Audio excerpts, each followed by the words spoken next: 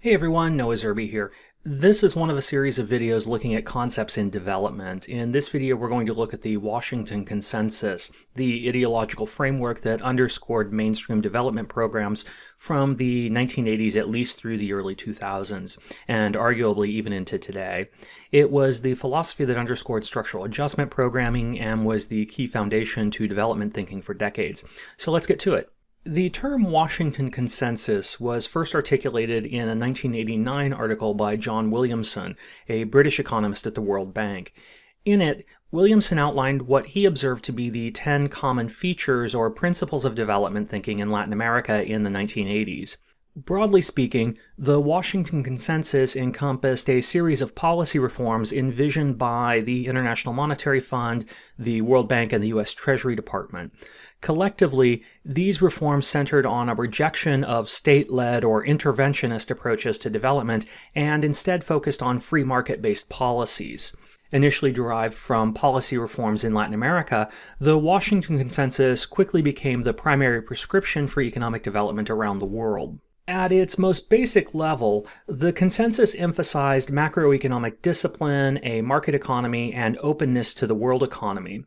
At its heart, the Washington Consensus built on the belief that if state enterprises are privatized, government regulation is reduced, inflation is kept in check, the money supply is kept tight as part of controlling inflation, and market prices are set free, then foreign investment will flow in, producing prosperity and economic development. More specifically, the Washington Consensus outlined 10 specific principles which it contended were necessary to secure the conditions under which development could be achieved. The first element of the consensus was the need to establish fiscal discipline. This need was rooted in three central beliefs. First, that economic stability, that is, low rates of inflation, were a prerequisite for securing economic growth, and that economic stability and large government deficits undermined that price stability and threatened to increase inflation in the economy. Remember that inflation is a general decline in the purchasing power of money, or conversely, a general increase in the price of goods in an economy. While a little inflation is fine, high rates of inflation tend to undermine confidence in the economy and thus decrease economic growth rates. Price stability, the Washington Consensus argued, was undermined by large government deficits. Therefore, maintaining fiscal discipline and reducing government expenditures was the first step in achieving the conditions for economic growth. Early on, the Washington Consensus also held that government expenditures should be sharply curtailed. Initially, reductions in government spending tended to be broad-based and often meant sharp cuts in social spending on education, healthcare, and other needs. Popular protest led to a reformulation of the consensus and an assertion that efforts to reduce government spending should focus on the question of merit. Government spending should be rationalized either in terms of offsetting externalities or improving income distribution. Other spending, often dubbed non-merit subsidies, should be avoided. Put simply, non-merit subsidies essentially refer to government spending that cannot be rationalized either as offsetting externalities or by improving income distribution. Such spending, according to the Washington Consensus, should generally be avoided. And instead, public expenditures should prioritize areas which offered both high economic returns and the potential to improve income distribution. These would include policies like primary health care, primary education, and infrastructure. Third, the consensus promoted the need to reform the tax system in two key ways. First, it proposed that the tax base should be broadened by bringing more economic activity into the formal sector and by creating a more uniform tax code. This would help generate more tax revenue to pay off the debt that was driving the need for structural reform in the first place. Secondly, and more controversially, the Washington Consensus asserted the need to cut the marginal tax rate. Cutting taxes, it was argued, would have two important effects. It would promote foreign direct investment as a result of lower tax rates, making the economy more competitive globally. But counterintuitively, it was argued that cutting the marginal tax rate would actually increase the amount of tax revenue collected. The idea was suggested by the Laffer curve, named for the economist Arthur Laffer. The Laffer curve, which we examined in another video, suggests that tax revenues will increase as the tax rate up to a certain point increases. But after that Tax rates would actually decline as people either moved their money abroad to avoid paying taxes or chose not to work since the government would claim a larger and larger portion of income. As a result, the Laffer curve contends that lowering the marginal tax rate counterintuitively may actually increase government revenue by stimulating more economic activity. I should also note that this argument has been made in favor of many tax cuts in the United States, and it's hotly debated as to whether or not such tax cuts actually increase government revenue. Nevertheless, such arguments are included as a central part of the Washington Consensus. The Washington Consensus also encompassed broad liberalization of the economy. Generally speaking, liberalization refers to efforts to reduce the role of the government in the economy and opening the economy to global market forces. More specifically, liberalization usually involves reducing controls over interest rates, trade rules, foreign direct investment, and other regulations. Point 4 of the consensus argued in favor of liberalizing interest rates. Point 6 promoted the liberalization of international trade by cutting tariffs and limiting quotas and other non-tariff barriers to trade. Point 7 called for the liberalization of rules governing foreign direct investment, essentially making it easier for capital to flow in and out of the country.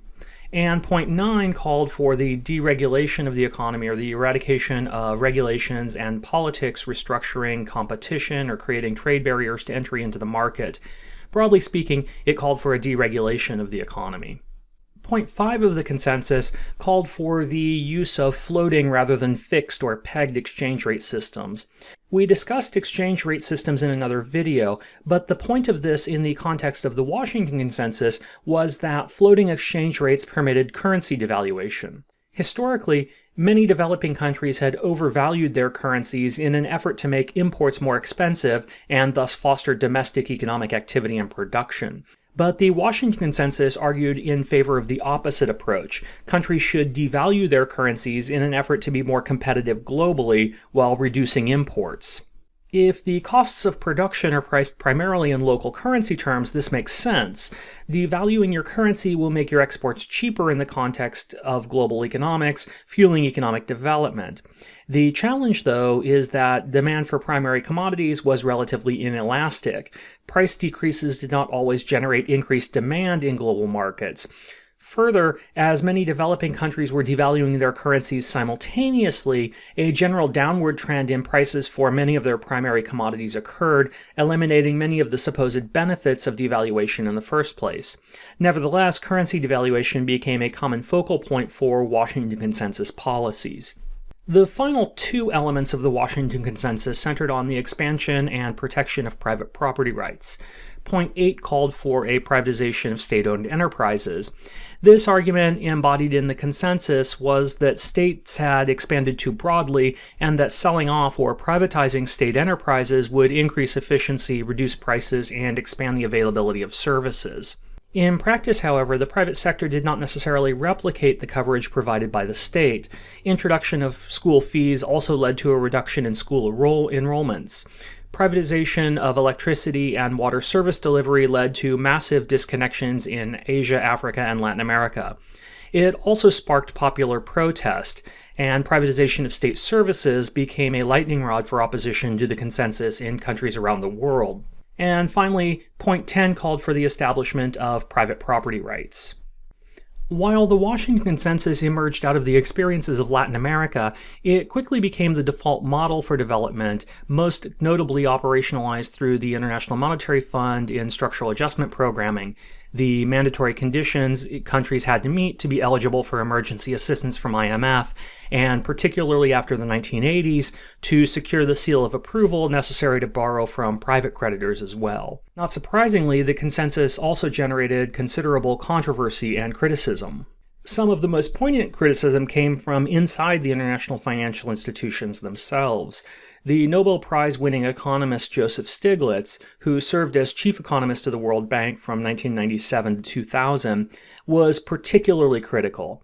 Stiglitz argued that the Washington Consensus was presented as a one-size-fits-all solution that ignored local expertise and experience on the ground and assumed that all countries faced the same problems.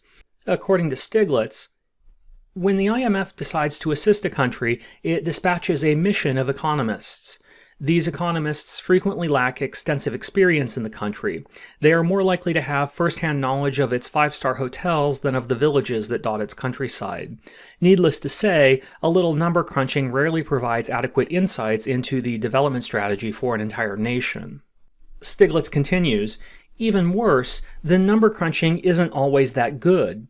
The mathematical models the IMF uses are frequently flawed or out of date. Critics accuse the institution of taking a cookie-cutter approach to economics, and they're right. Country teams have been known to comprise draft reports even before visiting. I heard stories of one unfortunate incident where team members copied large parts of the text for one country's report and transferred them wholesale into another.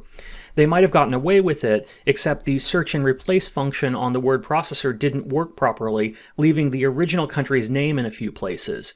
Oops. And in his most pointed critique, Stiglitz asserted that it's not fair to say that IMF economists don't care about the citizens of developing nations, but the older men who staff the fund, and they're overwhelmingly older men, act as if they're shouldering Rudyard Kipling's white man's burden. IMF experts believe they are brighter, more educated, and less politically motivated than the economists in the countries they visit.